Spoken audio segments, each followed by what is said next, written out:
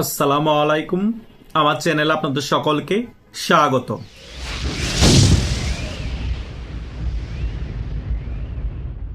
বাংলাদেশ আওয়ামী লীগের পক্ষে সাধারণ জনগণের পাশাপাশি আইনজীবীরাও আওয়াজ তোলা শুরু করে দিয়েছে।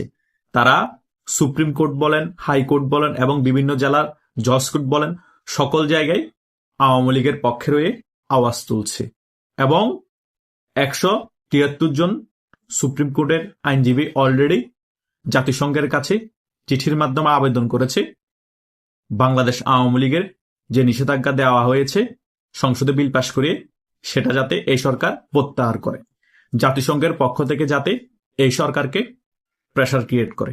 তার মানে চিন্তা করেন, সারা বাংলাদেশে বাংলাদেশ আওয়ামী লীগকে বাংলাদেশের রাজনীতি সক্রিয় করার জন্য সকলে তৎপর হয়ে আছে। আইনজীবী বলেন, সাধারণ জনগণ বলেন এবং বিভিন্ন পরাশক্তি যে সকল রাষ্ট্র আছে তারা বলেন। ভারত অনেক আগে থেকেই হালকা হালকা ৫ আগস্টের পরবর্তী সময় ডক্টর ইউনূস সরকারকে চাপ প্রয়োগ করেছিল এবং এখন বিএনপি সরকারকে কূটনীতিকভাবে চাপ প্রয়োগ করছে। জাতিসংঘ থেকে অনেকবার বলা হয়েছে তারা কোনো রাজনৈতিক দলের কার্যক্রম নিষেধাজ্ঞা দেওয়া থাকুক বা নিষিদ্ধ হোক সেটা তার পক্ষে না। এগুলা কিন্তু হয়তোবা আপনাদের কাছে নরমাল বিষয় মনে হতে পারে, কিন্তু ব্যাপারগুলো অত নরমাল না। হয়তোবা বিএনপি সরকার এখন নতুন নতুন সরকার গঠন করেছে, এখনো ওই রকম চাপ অনুভব করছে না, কিন্তু যতই সময় গড়াতে থাকবে ততই জনরোষের সৃষ্টি হবে, ততই জাতিসংঘ থেকে চাপ আসবে, ততই বিশ্বের যত পরাশক্তি আছে শেখ হাসিনার মিত্র সেই দেশগুলো থেকে চাপ আসবে। আইনজীবীরা ফুসে উঠবে, কৃষক শ্রমিক সকলেই ফুসে উঠবে এবং যারা খেটে খাওয়া মানুষ সকলেই তখন রাজপথে নামবে। যারা মিডিয়া ব্যক্তিত্ব তারা বিভিন্ন টকশোতে গিয়ে প্রতিবাদ করা শুরু করে দিবে। অলরেডি অনেকেই বলা শুরু করে দিয়েছে এই বিএনপি সরকারের হানিমুন পিরিয়ড শেষ, এতদিন আমরা সমালোচনা করিনি, এখন থেকে আমরা বিএনপি সরকারের সমালোচনা করব। কারণ সাংবাদিকদের নাকি মেইন কাজই হচ্ছে ক্ষমতাকে চ্যালেঞ্জ করা।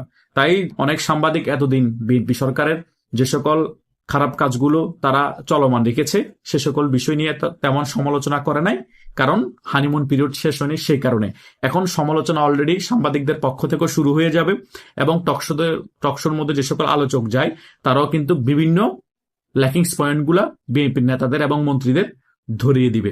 সো টকশো থেকে প্রেসার ক্রিয়েট হবে এবং সুপ্রিম কোর্টের আইনজীবীদের থেকে প্রেসার ক্রিয়েট হবে, সাধারণ খেটে খাওয়া মানুষ যারা আছে তাদের থেকে প্রেসার ক্রিয়েট হবে এবং বিশ্বের যে সকল পরাশক্তি শেখ হাসিনার মিত্র বা আওয়ামী লীগের মিত্র তাদের থেকে প্রেসার ক্রিয়েট হবে এবং জাতিসংঘ থেকেও বলেন, হিউম্যান রাইটস থেকেও বলেন, প্রেসার ক্রিয়েট হবে এই সরকারের উপর। সো এই সরকার কোথায় যাবে?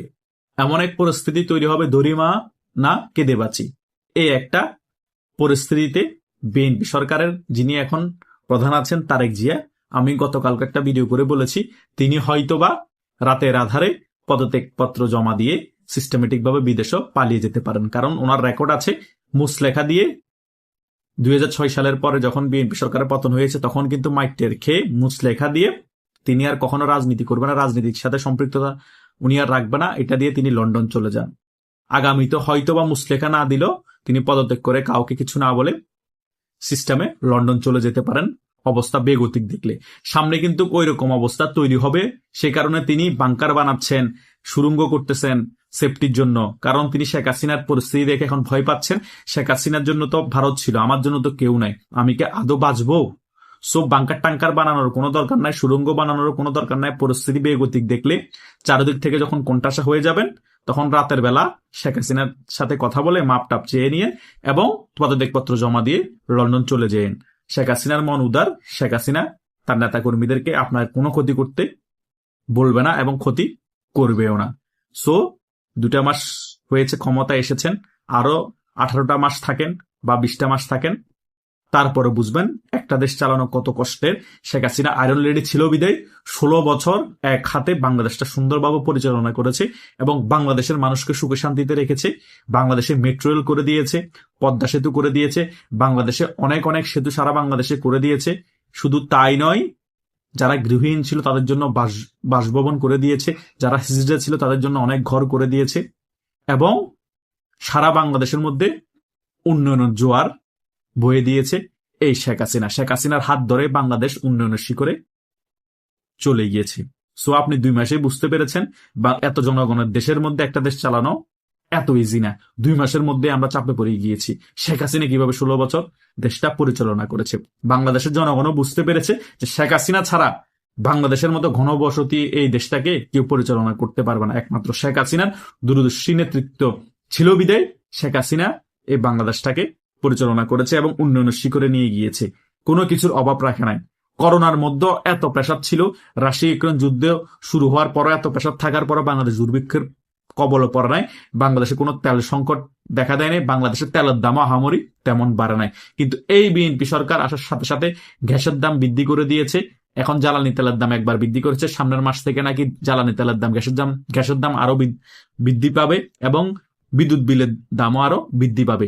এগুলো তো জাস্ট কয়েকটা জিনিসের কথা বললাম। সারা বাংলাদেশে আরো কত দ্রব্য আছে মানুষের প্রয়োজনীয়, সকল দ্রব্যের দাম আগামী মাস থেকে বৃদ্ধি পাবে। এবার বুঝো খেলা। আমরা যে বলি খেলা যে চলছে কোন লেভেলে, এই লেভেলে খেলা চলছে। বাংলাদেশের জনগণ না খেয়ে কান্নাকাটি করবে, কারণ বাংলাদেশের জনগণের চাকরির এখন বেতন বাড়ছে না, ব্যবসা বাণিজ্য অবস্থা খারাপ, কিন্তু দ্রব্যমূল্যের দাম দিন দিন বাড়ছে। শহরের অনেক মানুষ ঘর ভাড়া দিতে না পেরে গ্রামে চলে যাবে। এই রকম পরিস্থিতি হবে সারা বাংলাদেশের মধ্যে, বেশিরভাগ ঢাকার মধ্যে এবং যে সকল গুরুত্বপূর্ণ সিটিগুলো আছে সে সকল সিটিগুলোতে।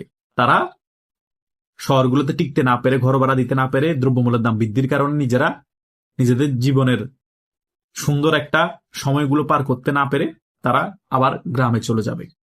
এটা হবে, শহর খালি হয়ে যাবে, এটা বাস্তবতা।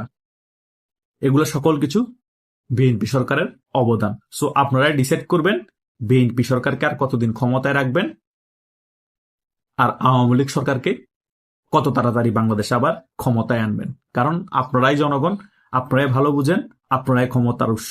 কারণ কোন সরকার আসলে জনগণের লাভ হয়, কোন সরকার আসলে বাংলাদেশের উন্নতি করে, কোন সরকার আসলে বাংলাদেশের দুর্ভিক্ষের তৈরি হয় না, কোন সরকার আসলে দেশের মধ্যে জঙ্গিবাদের আস্ফালন ঘটে না, আপনারা ভালো করেই জানেন।